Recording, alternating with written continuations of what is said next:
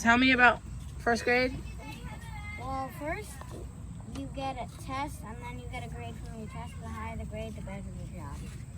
You get a test, and then you get a grade from your test. And the higher the grade, the better the job. Yeah. So the test that you take in first grade is going to determine your job. Yeah. And Miss Kisa, I think Andres knows that, and you said no one else on the playground knows that. How old are you going to be when you get this job? I don't know, like 18 or 16. 18. And they're going to look at your first grade report card when you get the job? Likely. You think so? That's a lot of years. That's like, how old are you right now? Like 6? That's like more than 10 years. You think they're going to go back more than 10 years and see what you did in first grade? 6. I don't know. In 16 years, I'll probably be 18. Yep, probably will be. You know what I think? I think you don't need to worry about it just yet. What? Okay. But in 2 weeks, I'm going to first grade. I know in 2 weeks you're going to first grade, but I don't think you need to worry about that in first grade. Worry about what? Your job or your grades. You know, I almost didn't learn in first grade. You what? Well, my dad has a job and he gets $20 every day. Oh, that's a lot. I see you. That's why I asked you, were you going across the street? No. Under the road? No. Andres, you said you almost didn't learn in first grade. What does that mean? I don't know. It was so boring. It's so boring. This was so boring. Yeah, first grade is boring. You have to listen to a teacher all day. Yeah. And you only get recess for like 30 minutes. It could be fun if you have a teacher who knows how to make it fun. Like you. Oh, like me? Oh my. That's the nicest thing anybody ever said to me, Andres. I love you. Oh my goodness. I love you too. Because Andres and Gabe and Hannah and that is, you guys are all learning right now. How are we learning? We just play at the school. You don't learn anything when you play? Well, I don't think so. Oh, you do.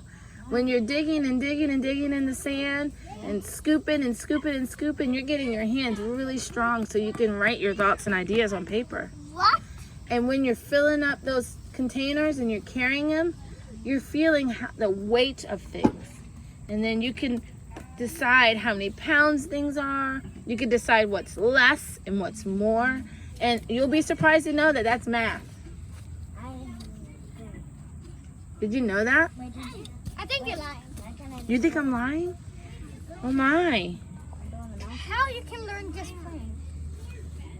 Oh my. The new things you learn when you catch a frog or a toad and you watch it and you see what it does, you see what it eats, and you see what it needs to live, that is learning because you're getting new information and it's going in your brain.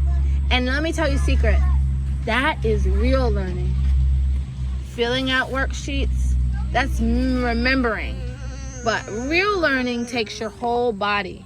It takes your hands, it takes your legs and arms and feet, your brain, and sometimes even your nose to smell. Like you can smell flowers and learn about the different smells. I get to smell mint. Yeah, you smelled the mint over in the garden. And then you tasted it. Andreas, you learned what will happen if you flip that over. Milk tastes yucky? You don't like milk? You said mint? No, Yeah. I don't like milk. Mint is pretty taste spicy. milk without cereal, but she loves milk with cereal. Me too. I like milk with cereal, but I also like milk without cereal. Me too. See, you know what you learned? You learned that wet sand will hold that shape, but dry sand will not. That's science. You used water to change the properties of that sand. Gabe said this way deeper than me. We're learning. Yeah, every second. That's the thing about being human. You can't stop learning. Can you believe that? You can't stop learning. Even every second, you're learning how to be a good friend. You're learning how smart you are and what great ideas you have too. Because you test them out and then they work and then you're like, that was a great idea and it worked. Sometimes you test it out and it doesn't work and you say, I have to try again. And then you try and you try again and then you find new information. And I can make balls. You can make balls. How?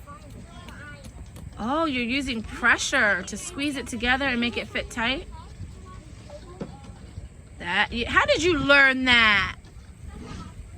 From playing? Oh my. Who learned what? She learned that she can make a ball with sand if it's kind of wet and if she gives it pressure. I learned that even. So what you mean is that every time we're playing? Every time. Every time. The best learning is the learning you do while you play. Because you're being a scientist, a mathematician, a linguist, and an artist at the same time. Did you think of all the things? Well, do you remember when you came here, you only knew Spanish? And then you played with all your friends again and again, and then next thing you know, you do English. That is learning. You learned a whole language, and nobody taught you. I learned this without touching the ground. You learned how to balance your body without touching the ground. How do you do that? Oh my.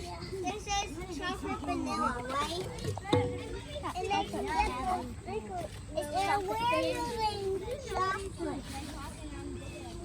Your brain is full of knowledge.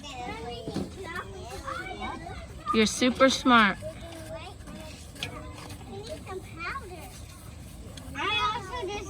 So what?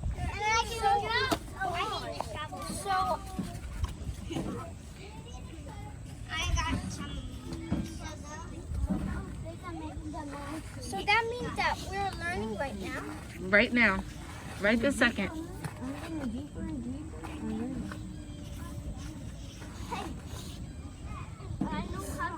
But why? So why does school exist? Why does this school exist?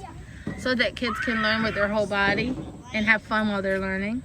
But not this school. Other school. Oh, why does other school exist? That's a great question. Maybe we need to tell them about play. What do you think?